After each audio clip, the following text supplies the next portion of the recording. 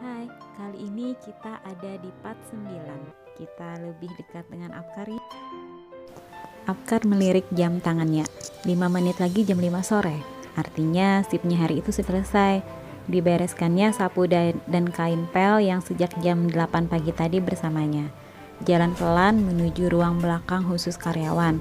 Melewati security karyawan yang akan mengerubuhnya. Apakah membawa alat dari dalam mall? Apkar mengangkat tangannya dan tubuhnya mulai dicek oleh security khusus. Apkar dipersilahkan melewati pos pemeriksaan dan memasuki ruang khusus karyawan laki-laki. Membuka loker pribadinya dan mengganti pakaian kerja dengan pakaian bebas. Selembar baju kaos berlengan pendek berwarna biru muda dan celana jeans. Di sebelahnya sudah ada Pendi, teman seprofesinya yang juga sedang mengganti pakaiannya. Pendi adalah sahabat Apkar sejak mereka sama-sama melamar di mall ini dan diterima di waktu sama. Terkadang mereka menyempatkan waktu ngobrol sebelum pulang di ruang ganti karena saat bekerja mereka tidak akan mempunyai waktu luang. Kebetulan hari ini mereka ada di shift yang sama. Langsung pulang Apkar? Iya. Malam ini mau jalan kemana? Malam tahun baruan? Aku mau mengajak seseorang malam ini. Mudah-mudahan sih dia mau. Pacar baru ya? Enak ya punya wajah tampan, bisa cepat dapetin penggantinya, sahut Pendi tertawa. Bukan pacar sih Pen, ini baru mau PDKT. Sudah janjian, ajak dia. Belum Pen, aku tidak punya teleponnya. Pendi menaikkan sebelah alisnya. Gimana PDKT? Nomor teleponnya saja tidak punya. Hampir 2 bulan yang lalu aku ketemu dia. Aku yang ke kosnya, bawain sarapan karena dia sakit. Awalnya aku sekalian mau minta nomor teleponnya, tapi nggak enak. Gimana kalau dia keberatan? Kamu ini katanya mau PDKT, tapi mau maju aja tidak berani. Gimana sih? Waktu itu aku tidak ada niat apa-apa Pen. Aku kesana karena mau jenguk dia sakit. Dan kupikir sebagai teman tidak ada salahnya aku minta nomor teleponnya. Tapi ya tiba-tiba aku merasa tidak enak aja. Jadi aku langsung Pendi mengangguk. Terus rencana malam ini gimana? Mau nyamperin dia gitu? Ya, nanti habis Isa aku kesana. Pendi menepuk pundak Apkar. Semoga sukses ya PDKT-nya. Apkar ikutan tertawa. Kamu gimana? Malam ini jalan? Iyalah, sudah janji sebulan yang lalu. Dipersiapkan banget ya Pen. Mereka pun keluar menuju parkiran. Sesekali saling nyapa dengan karyawan lain walaupun tidak divisi. Walaupun Apkar cuma cleaning service, tapi wajahnya sama sekali tidak memperlihatkan itu saat dia memakai pakaian bebas.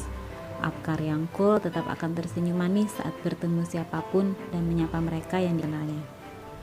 Jalanan sudah mulai padat, macet, padahal ini baru jam 8 malam.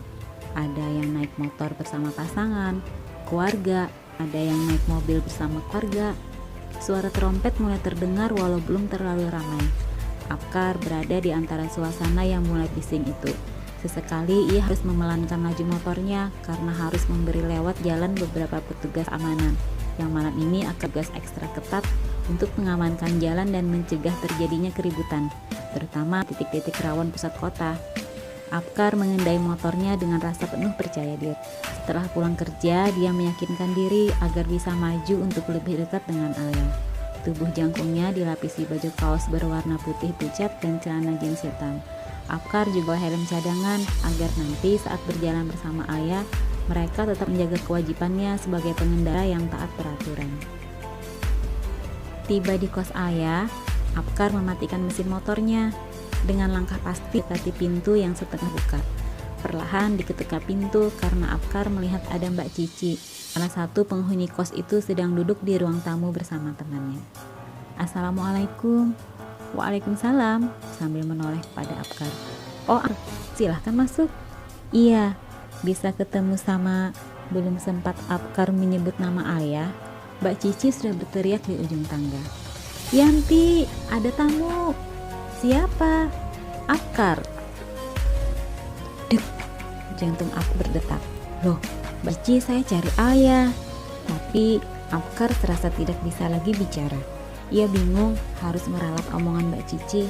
Memang Mbak Cici tahu kalau Apkar teman Yanti, dan memang tidak akan ada yang tahu Apkar kesana mencari Alia.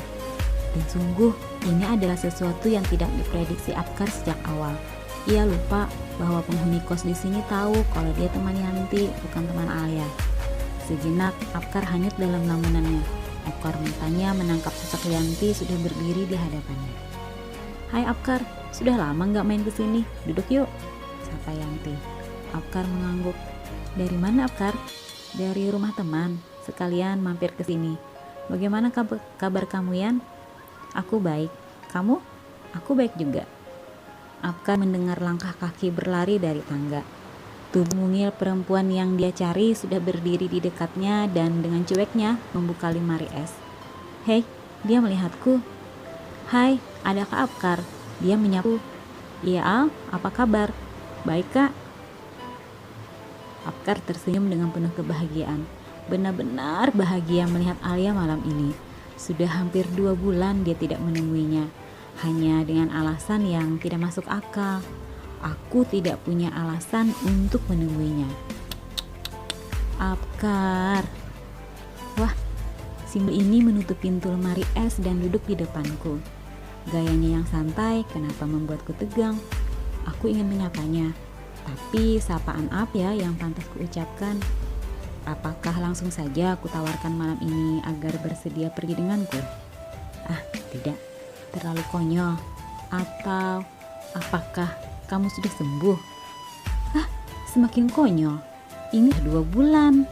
Penyakit kronis apa yang dia sampai belum sembuh-sembuh selama 2 bulan? Berbasa-basi dulu mungkin agar dia tidak kaget untuk jalan-jalan. Malam tahun baru nggak keluar Semoga pancinganku berhasil. Kenapa Alia diam? Apakah dia sudah ada janji? Atau dia akan pergi bersama Arga? Kalau dia pergi bersama Arga, aku masih di titik aman. Setidaknya Alia tidak bersama laki-laki lain. Lagi nunggu jemputan di Apkar, mau keliling kota katanya. "Yanti, aku kenapa merasa lemas begini? Ingin rasanya aku tidak mendengar kabar ini. Tapi kenapa si mungil ini masih tidak menjawab? Semoga Yanti tadi bercanda." "Assalamualaikum." "Waalaikumsalam." Siapa lelaki gondrong yang aku sebagai laki-laki memuji penampilannya? Terlihat sekali dia bukan lelaki biasa. Pakaiannya, gayanya, tampangnya. "Sudah Al, berangkat yuk." "Loh, Alia janjian sama dia." Apkar semakin jiwanya. Apkar memandang Alia pun memandangnya. "Al, katakan ini lelucon, ini tidak nyata kan? Aku kesini mau ajak kamu jalan-jalan, bukan untuk melihatmu diajak jalan-jalan. Dan ini bukan Arga. Apakah ini pacar sesungguhnya? Setelah 2 bulan aku tidak tahu sekali kabarmu lagi." "Alia, kamu membuka bibirmu. Kamu ingin bicara?" "Bicara, aku menunggumu." "Alia."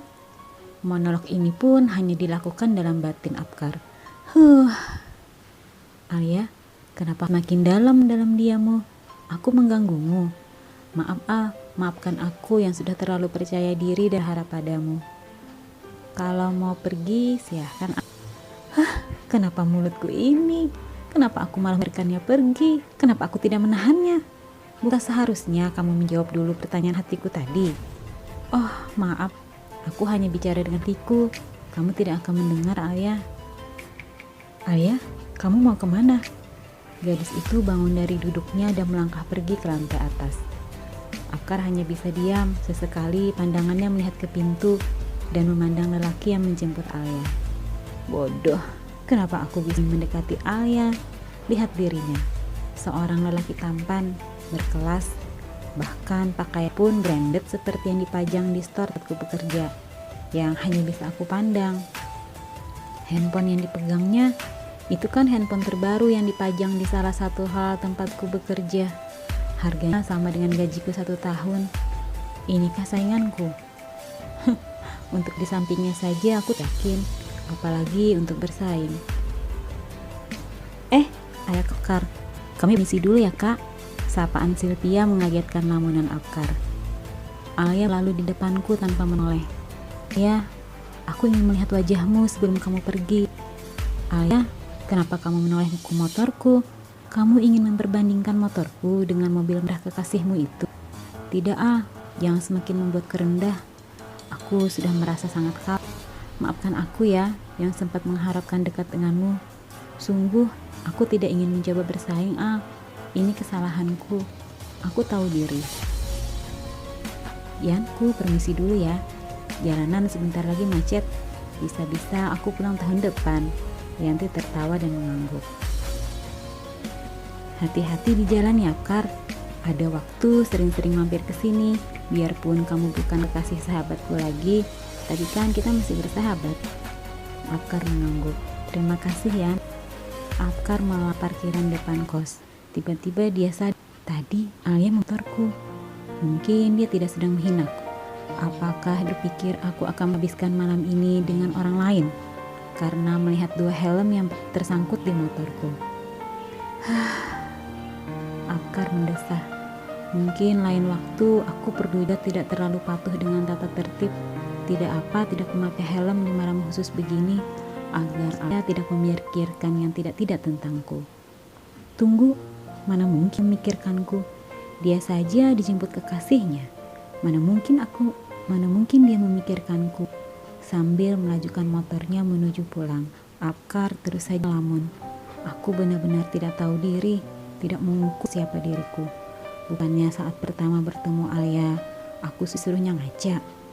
Benar sepertinya aku harus mengganti kaca di kamarku dengan kaca yang lebih besar, sehingga aku bisa melihat lebih besar, lebih banyak, lebih dekat, lebih kurang. Sebagai siapa? Sabar ya, kita bersama ke part 10. Ternyata keduanya sama-sama salah sangka. Terus gimana? Kita beresin gak di part depan? Oke, jangan lupa like dan subscribe ya. Terima kasih.